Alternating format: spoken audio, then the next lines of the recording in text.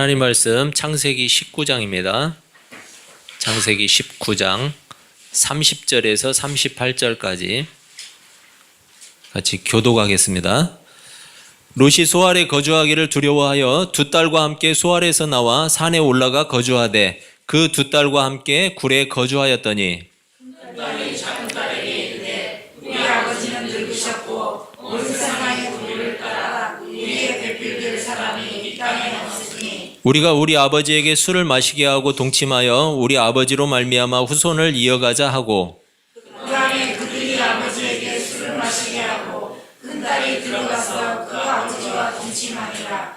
그러나 그 아버지는 큰 딸이 눕고 일어나는 것을 깨닫지 못하였더라. 이튿날 큰딸이 작은딸에게 이르되 어젯밤에는 내가 우리 아버지와 동침하였으니 오늘 밤에는 우리가 아버지에게 술을 마시게 하고 내가 들어가 동침하고 우리가 아버지로 말미암아 후손을 이어가자 하고 그 밤에도 그들이 아버지에게 술을 마시게 하고 작은 딸이 일어나 아버지와 동침하니라.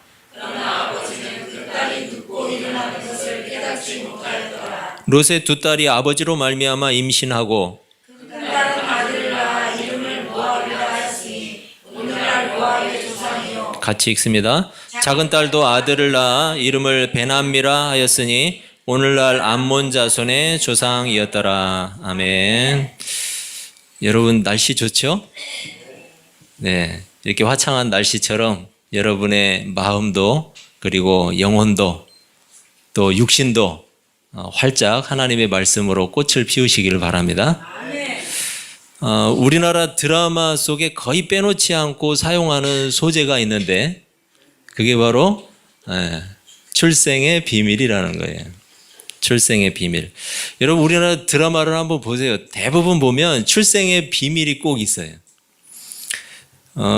이제는 너무 좀 식상하기도 한데 그렇지만 여전히 빼놓지 않고 사용하는 단골 소재예요.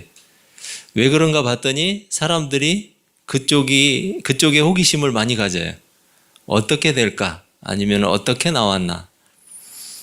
우리가 읽은 오늘 본문에도 두 민족의 출생에 관한 비밀이 나와요. 두 민족. 암몬과 모압인데 이 모압과 암몬이 어떻게 나왔는지 우리가 본문을 읽었기 때문에 알 수 있죠. 이 두 민족은 혈통적으로는 이스라엘과 친척 관계를 이루게 돼요. 왜냐하면 롯과 아브라함이 친척이기 때문에. 따라서 신명기 2장의 내용을 보면 하나님은 가나안 정복에 나섰던 이 이스라엘 백성들에게 모압과 암몬과는 다투지 말 것을 하나님이 당부하고 있어요. 그리고 그들의 땅은 이스라엘 백성에게 주시지 않았고 롯의 자손에게 허락했다고 하나님이 말씀을 해요. 하지만 모압과 암몬은 두고두고 이스라엘의 발목을 붙잡아요. 걸림돌이었어요. 그래서 느헤미야 13장 1절의 내용으로 보면 이 내용으로 보면 모압과 암몬에 대해서 하나님의 백성들의 그룹에 들어오지 못하게 하는 이런 이방인 취급을 하고 있어요.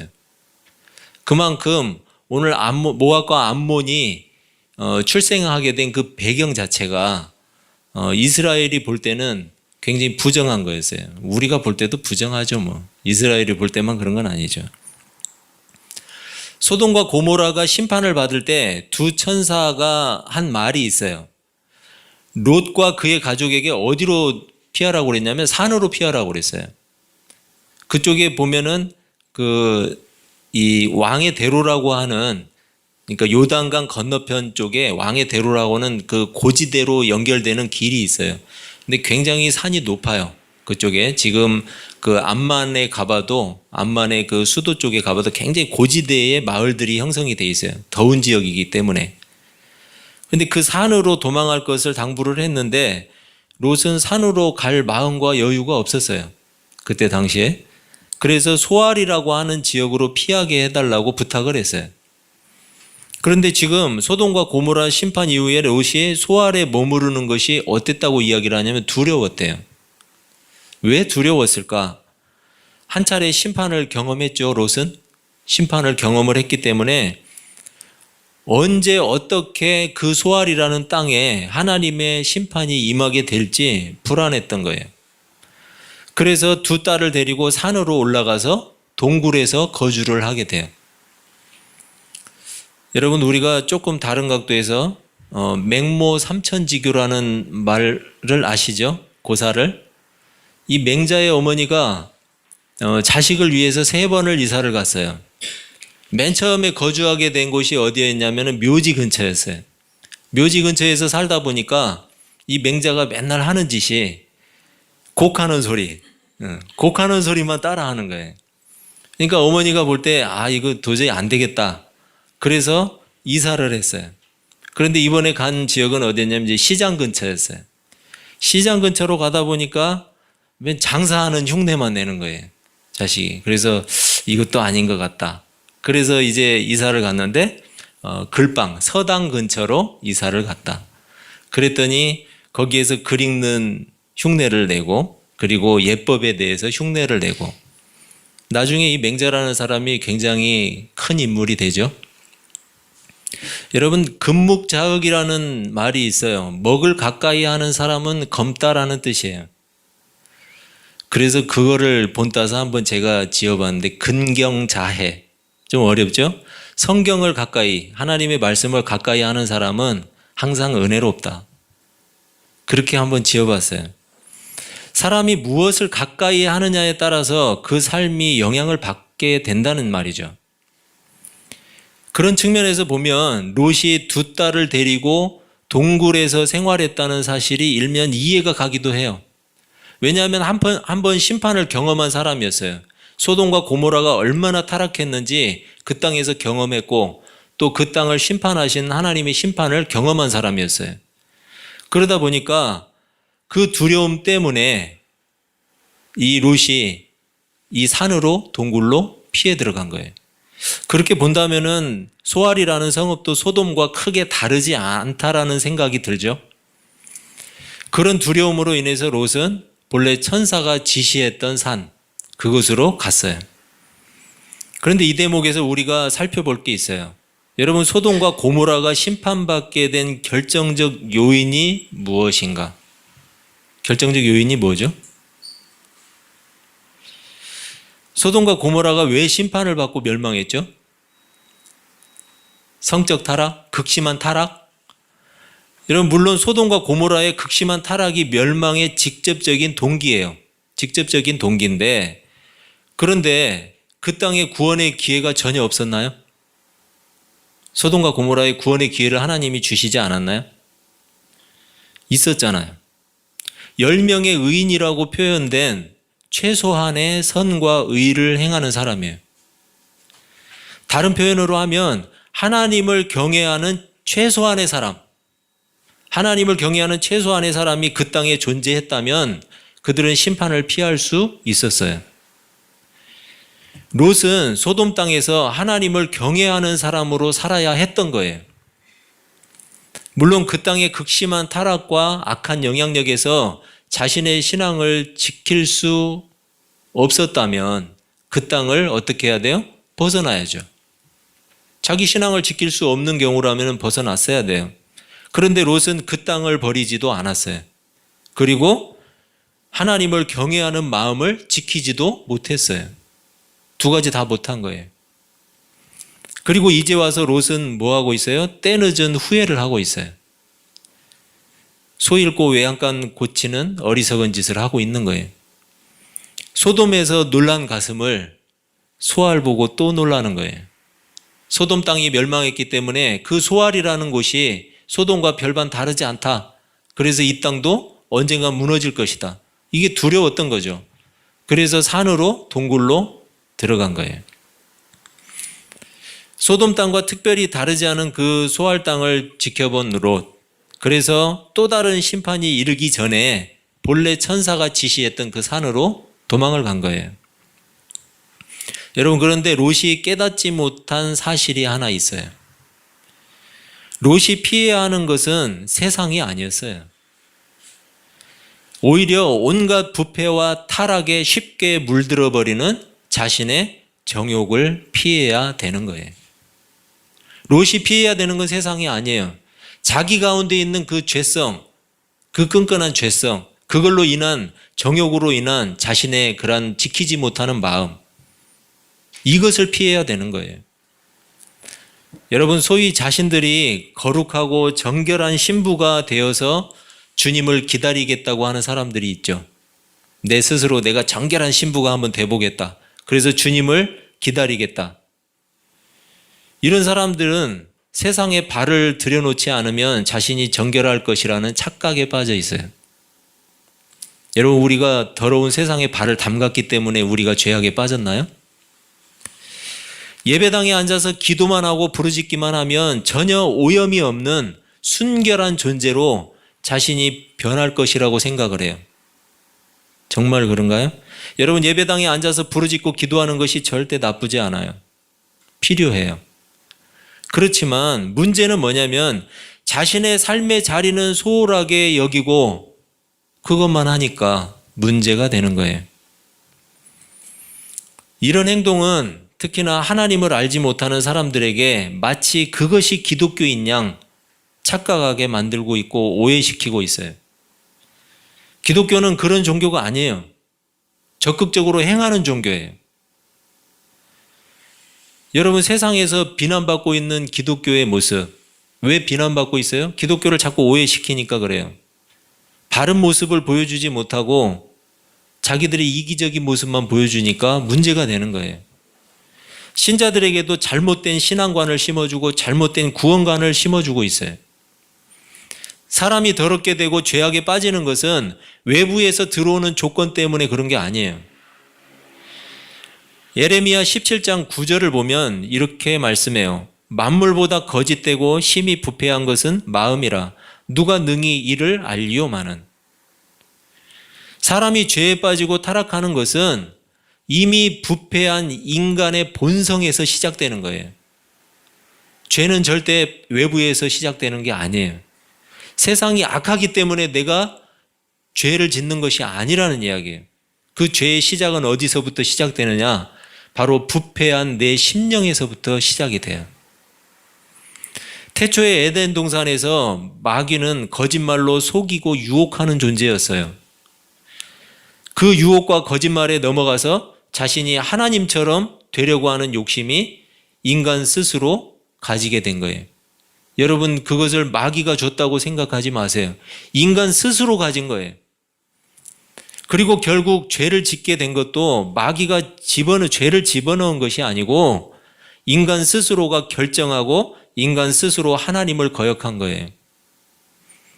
많은 신앙인들이 너무나 쉽게 죄에 대해서 그 책임을 떠넘기려고 해요.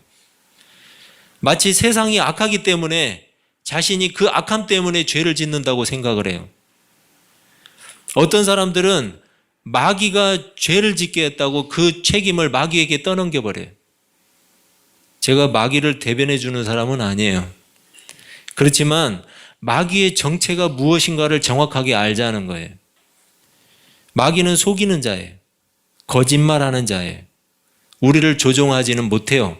절대로. 어떤 사람들은 누군가가 자신에게 상처를 주었기 때문에 죄를 지었다고 말해요. 여러분, 이것은 모두가 핑계예요. 이것마저도 죄에 대한 책임을 떠넘기도록 속이는 마귀의 술책이에요.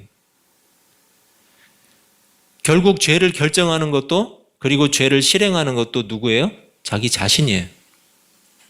마귀가 아니란 말이에요. 마귀의 거짓에 속았을 뿐이에요. 넘어갔을 뿐이에요. 죄를 짓는 건 자신이에요. 여러분, 죄의 책임이 자신에게 있다는 사실을 인정하시기를 바랍니다. 죄의 책임이 자신에게 있다는 사실을 인정하지 않는다면 그 사람은 더 이상 예수 그리스도의 대속이 은혜가 될 수 없어요.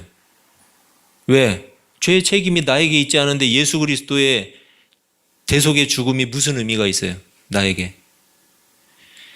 예수님은 단순히 우리를 지키기 위한 호위무사가 아니에요. 그리고 방어벽이 아니란 말이에요.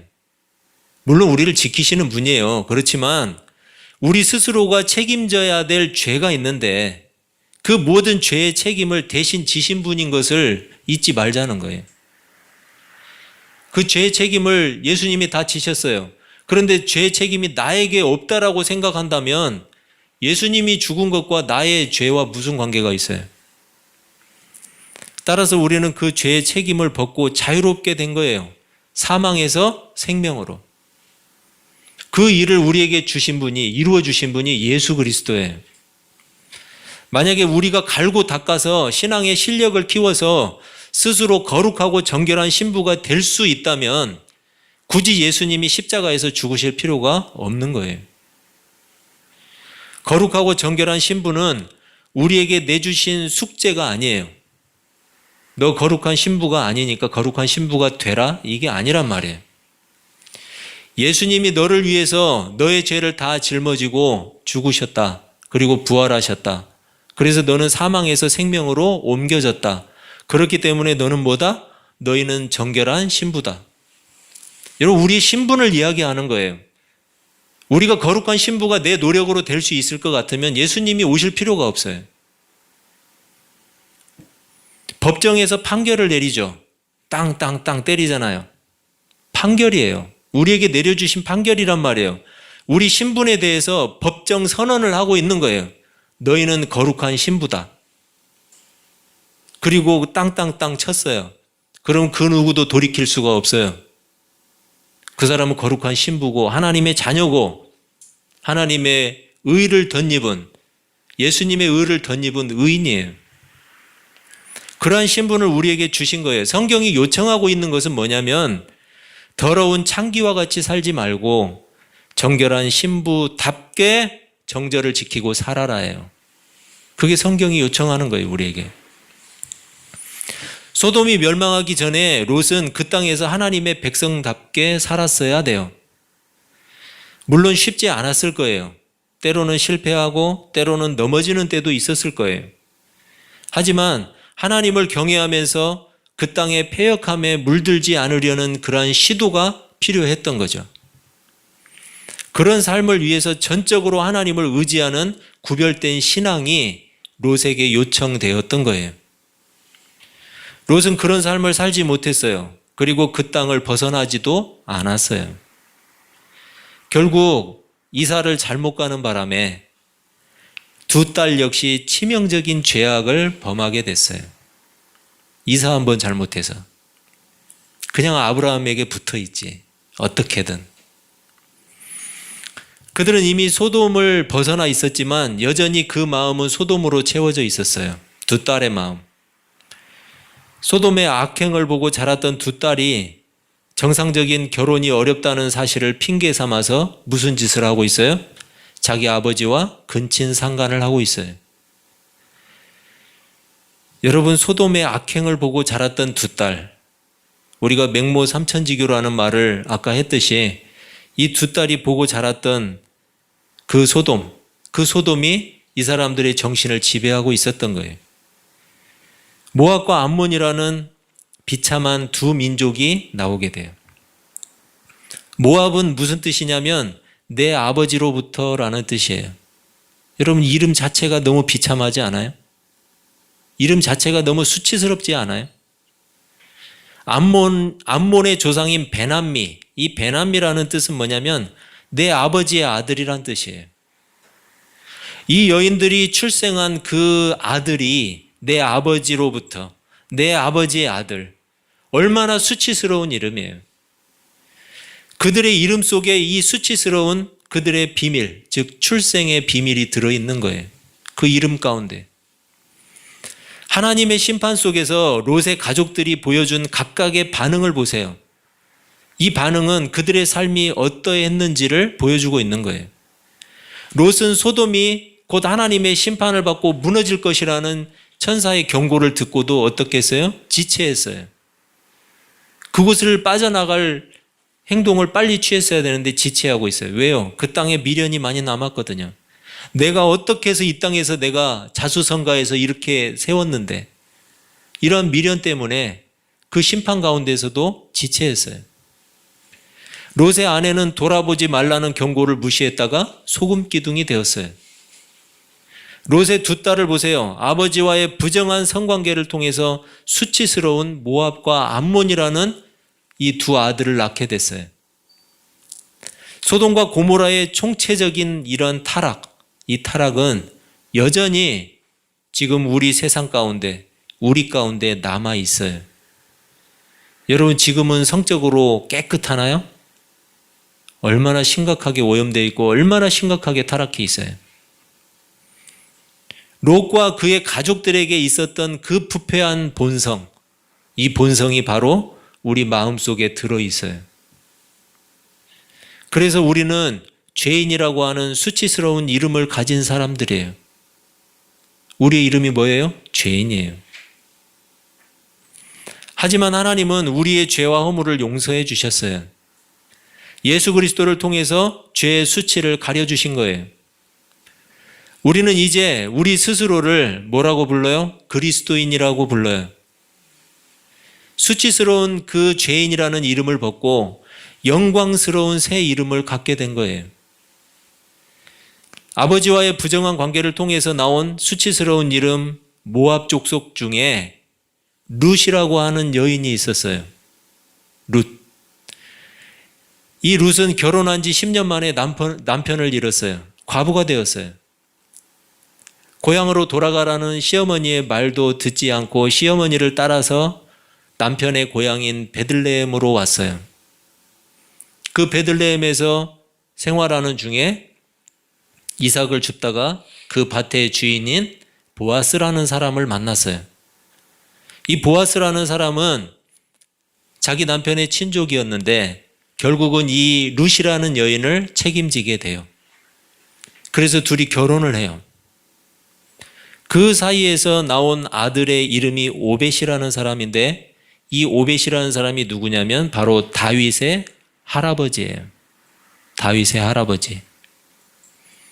여러분, 이스라엘 백성들이 수치스럽게 여겼던 그 수치스러운 출생의 비밀을 갖고 있는 모압이라는 족속의 딸인 룻.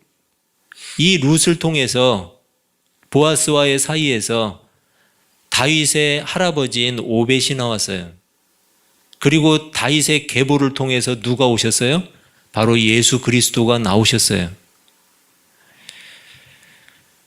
인간 스스로는 수치스러운 출생의 비밀을 절대 가릴 수가 없어요. 수치스러운 이름 역시 바꿀 수가 없어요.